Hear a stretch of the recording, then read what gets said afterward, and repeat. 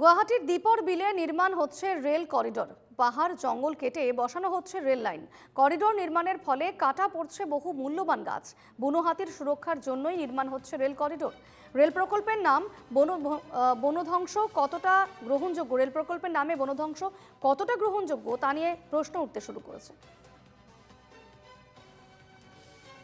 পামহি থেকে বঞ্জিত কলিতার এক প্রতিবেদন দেখুন।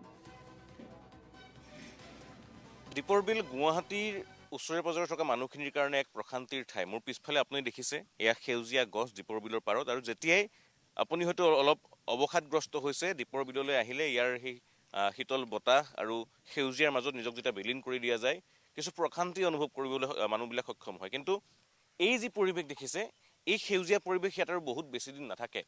সেই বন ধ্বংসযোগ্য ইতিমধ্যেই দীপৰ বিলৰ পাৰত আৰম্ভ হোৱা দেখিবলৈ পোৱা গৈছে।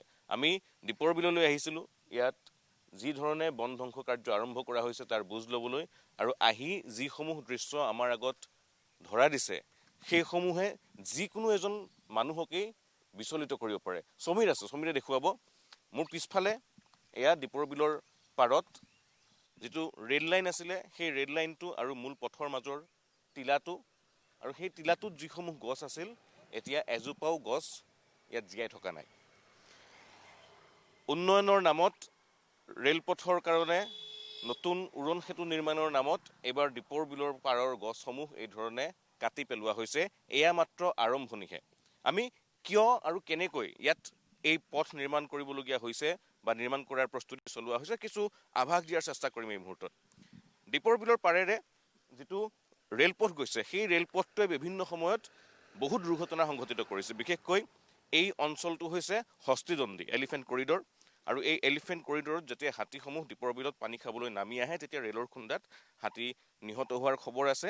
প্ৰায় 15টা হাতী এই অঞ্চলটোত বিভিন্ন সময়ত মৃত্যুমুখত পৰিছে ৰেলৰ খুন্দাত। আৰু সেয়েহে এই স্থানীয় অঞ্চলটোৰ ৰাইজৰ দাবী আছিল যে এই স্থানত যদি সম্ভৱ হয় ৰেলপথৰ বিকল্প কিবা এটা ব্যৱস্থা কৰিব লাগে, প্ৰয়োজনত উৰণ সেতু নিৰ্মাণ কৰি হ'লেও ৰেলপথসমূহ পাৰ কৰি নিব লাগে।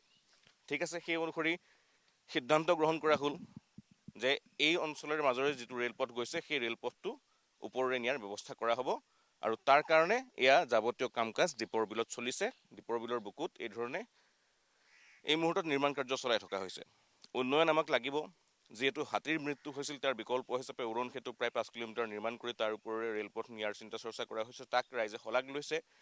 কিন্তু এই উন্নয়ন বা এই নতুন ৰেলপথ নিৰ্মাণৰ নামত ইয়াত এই ধৰণে শ শ গছ কিয় কাটি পেলোৱা হ'ল তাক লৈ এতিয়া প্ৰশ্নচিহ্ন উত্থাপিত হৈছে। আমি পৰিৱেশটো যিহেতু দেখুৱাবলৈ ইয়াত আহি উপস্থিত হৈছোঁ, এয়া হৈছে যিটো নতুনকৈ ৰেলপথ নিৰ্মাণ কৰি থকা হৈছে সেই ৰেলপথটো, আৰু পোনে পোনে সেই ৰেলপথটো আহি যিটো পুৰণি পথ আছিল সেই পুৰণি পথটোত উঠিব, আৰু উঠিবলগীয়া যিটুকুৰা ঠাই সেই ঠাইটুকুৰাত আপুনি দেখিছে এই ধৰণে গছসমূহ কাটি পেলোৱা হৈছে। ইয়াৰ পৰা ঠিক আমাৰ সন্মুখেৰে যিটো টিলা আছিলে সেই টিলাটোৰ হৈ ৰেলপথটো আগবাঢ়িব, আৰু সেই ৰেলপথটো যাবলগীয়া যিখন উৰণ সেতু ইয়াত নিৰ্মাণ কৰা হ'ব সেয়েহে এই টিলাটোৰ সম্পূৰ্ণ গছসমূহ কাটি তহিলং কৰা হ'ল।